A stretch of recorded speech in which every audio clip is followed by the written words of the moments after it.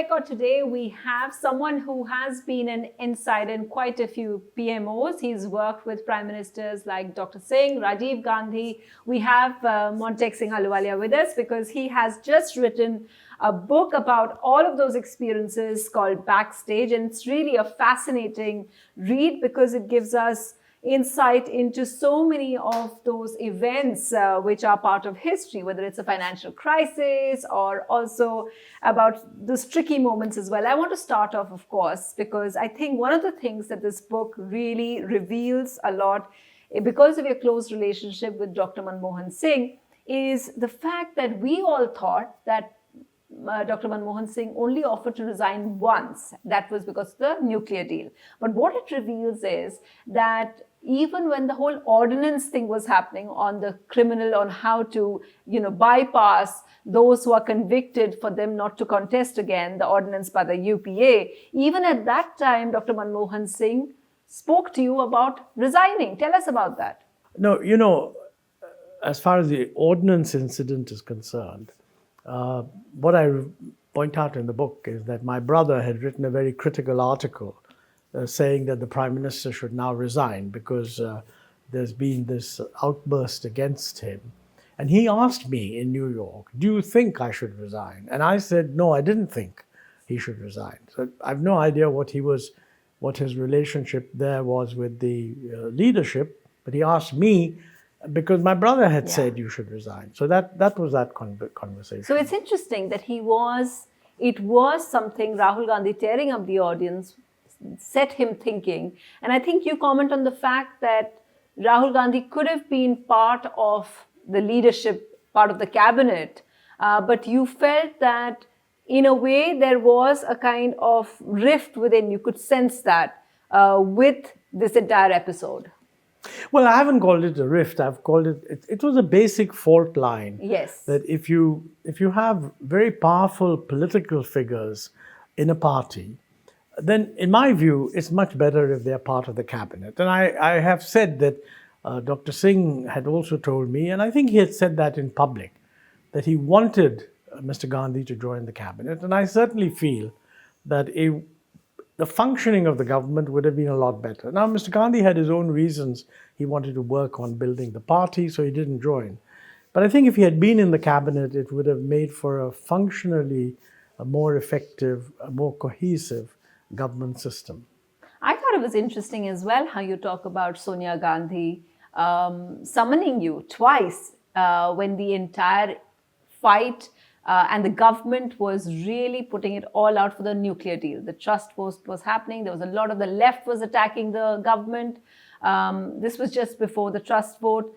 It's really interesting how Sonia Gandhi was trying to negotiate all of that and convincing Manmohan Singh to stay. Yes, I mean, I'm not surprised. I think if she wanted him to stay, perhaps she felt that I might be able to convey that message. And as a matter of fact, on the first occasion, I also felt that this was not an occasion for the Prime Minister to offer to resign. Because the fact of the matter is, he had not taken the trouble of telling the public why these issues were important. And therefore, you can't suddenly do a resignation. The second time around, when things had been quite extensively discussed, I felt that this was the occasion to take a stand, because I think things had become made very clear. It was, in my view, clearly in the national interest to continue with what was called the Indo-US nuclear deal. Although, it wasn't just a deal between India and the US. I mean, this is the point that somehow never got across and never got appreciated. The Indo-US nuclear deal was an agreement between India and the United States, part of which was convincing the nuclear suppliers group, which is all the countries that trade in nuclear technology, to give a general waiver that the prohibition against dealing with countries that have not signed the nuclear proliferation, the non-proliferation treaty, that you can't deal with them. Sure. The waiver for India meant that whatever the general rule, as far as India is concerned, we have enough assurance that India is a responsible power, They've separated their reactors. Sure. So you get rid of what Dr. Singh called nuclear apartheid. That was Yeah. a very major thing. And I think you go through it step by step, explaining how you all managed to convince them and the US to have something which would be palatable over here for everyone in India as well, for Parliament. But what I think was interesting was, and here's my question to you, why is it that Sonia Gandhi wanted you to convince Manmohan Singh to stay instead of speaking to him herself? No, I think she had spoken to him herself. At least that was the impression I got. She just wanted me, perhaps she felt that, I had access to him, I was close to him, and that if I was saying the same thing, that it might add to his decision making. I mean, that's a bit exaggerating my own role, but I mean, clearly what she said was, look, this is the position, please explain it to the Prime Minister. Of course, she had spoken to him directly herself. I wanted to ask you, that reminds me actually, this is the second book which comes out, I mean, as far as I remember, of an insider in the Manmohan Singh PMO. First was Sanjay Barnes, and that became very controversial. When you were writing this, was there something that you kept in mind where you like, did the fact that how controversial that book became ever, did you think about that? I don't know, not consciously. I mean, this is a book over a much wider expanse than Sanjay's. And a lot of the controversy relating to Sanjay's book was about UPA 2. And Sanjay wasn't an insider in UPA 2. I mean, he'd left before UPA 1 ended. So I think the parallels are not quite the same. I mean, what he said about UPA 2 was said as a journalist looking at it from outside, not from inside. Okay. Now, what's really interesting as well is that you give some behind the scenes, which we haven't got, about the kind of relationship between Prime Minister Singh and also between President Bush, and some of the behind the scenes that took place. For instance, Condi Rice waking up at 4 a.m., managing to convince them about, changes that needed to be made. Do you want to share some of that with us? Well, that is actually public knowledge in the sense that Condi Rice has said it in her own memoirs. The interesting thing, which I speculate on in this book, is that, Dr. Singh was very clear that he wasn't going to do this deal if the Department of Atomic Energy was not behind it fully. And the Department of Atomic Energy was Anil Kakodkar, who was part of the delegation. So an agreement, a form of the announcement, the joint statement, had been worked out between our people, Shyam Saran being the leading negotiator on our side, and Nick Burns on the other side. It had been approved by Condi Rice and by Dr Singh. So when that went up to the Prime Minister just arrived that day. But, knowing this was a sensitive issue, he called a meeting of all of us together.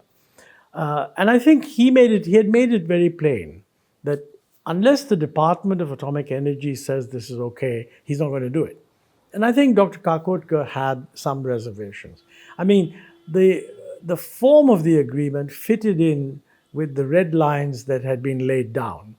But he felt that some of the wording might create problems later on. Now, these are complex issues, and subsequent negotiations may go in the wrong direction. So he wanted to change.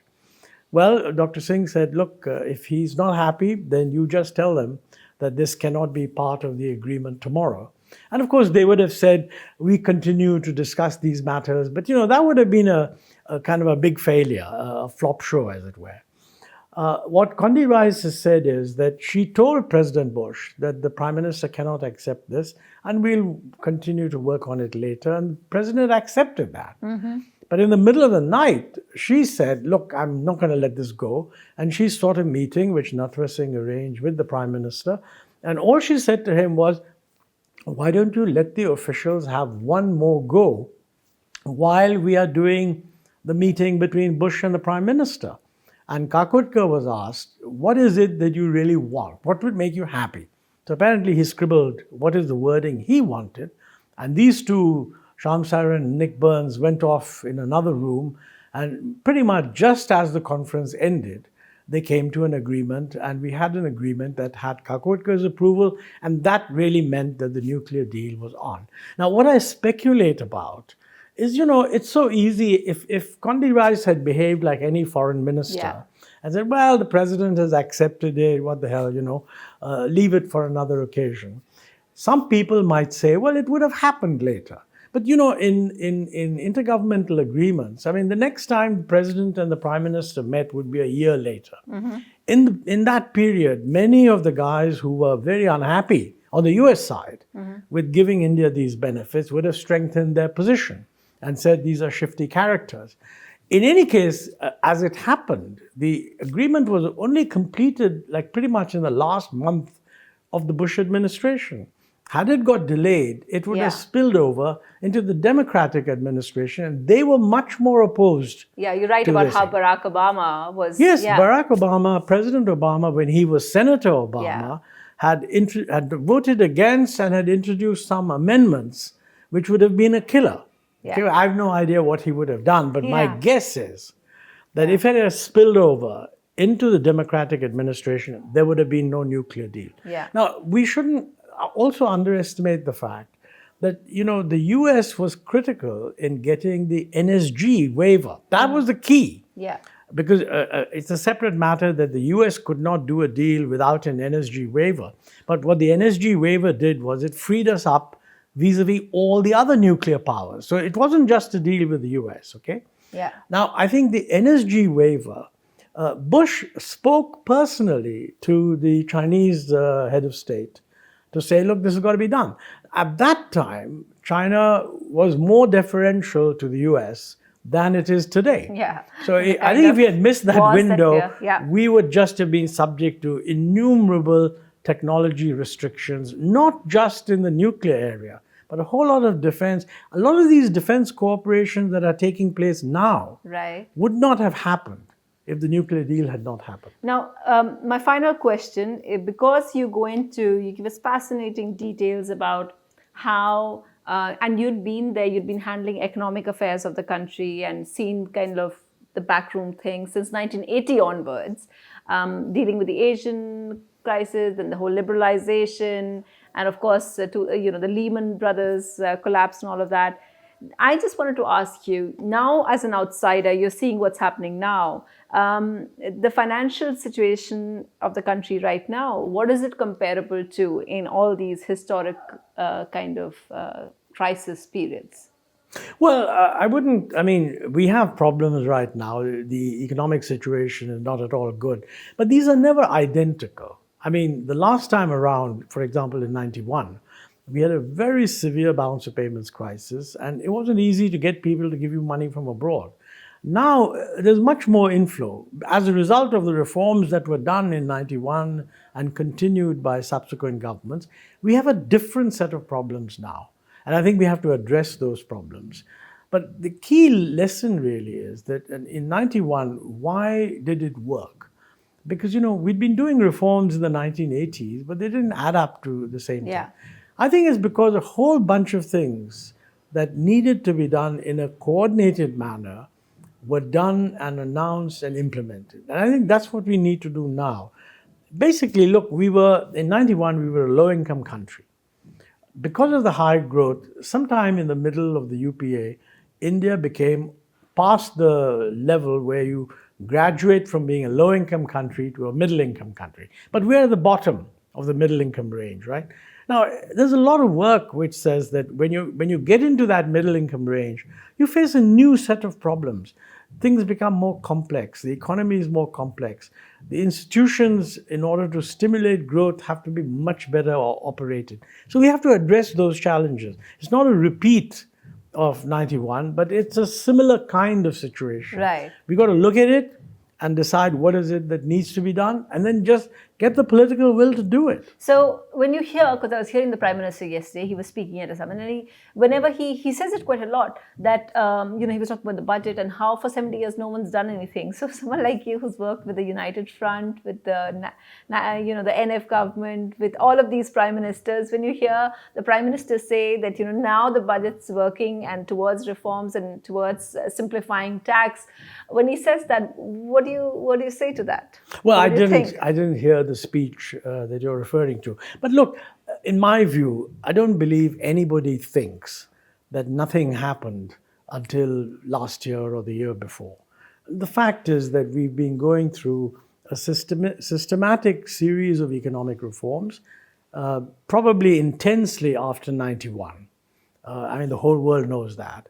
We would not be in the position we are today if those reforms had not happened. See, the interesting thing about those reforms is that they were started by a Congress government, and they were continued by a different government, the United Front government, which was a coalition. More importantly, they were even continued by the Vajpayee government. So, I personally think it is a strength of the Indian economy that while we are a democracy, and obviously in a democracy, the government criticizes the opposition, and the opposition criticizes, and we all enjoy that process. I mean, there's nothing wrong with it. Yeah. But deep down, I don't think people believe that India is strengthened by the view that nothing happened in India until 3 years ago. Right. People are impressed by India precisely because they know that with different governments, the momentum of reform continues. Of course, each government gives it a little twist of its own, which is quite sensible. By the way, I also read over here that you mentioned just fleetingly that Abhijit Banerjee, you tried to get him into planning commission. So he would have lost his job when the planning commission would have been scrapped in 2014, you think? Well, I guess he would have lost his job, but since he was about to get the Nobel Prize, I think it would have been a great feather in our cap. Yes. And I mean, he almost agreed to come, but then they were going to have a baby, and it's sort of difficult to relocate. So he walked out of it for purely personal reasons. But I feel pleased with myself, or rather ourselves, because the Prime Minister approved this decision, Dr Manmohan Singh, that Abhijit Banerjee is the one person who's identified, and his wife, of course, Esther Duflo, and Michael Creamer, the three of them, this sort of experimental economics where you try to check out, is it really working? And you do it through randomized trials. Yeah. That is the ideal kind of thing which we should have in a government to check if programs are working. All governments are well-intentioned, and they have programs whose objectives are always very good. But you need a hard look at whether the program's really working and why isn't it working. And that's the story of development economics, not just in India, but everywhere. Because, governments always have good objectives. You must improve education, you must improve health, you must improve rural living. But do the programs on which you're spending money achieve those results? That's a very sophisticated operation. And I don't believe that a ministry should be relied upon to provide the information to prove that what it's doing is working. I mean, for all the obvious reasons, they have all the obvious biases, Sure. Thank you so much. Pleasure speaking to you, and good luck with the book. Thank you. Thank you.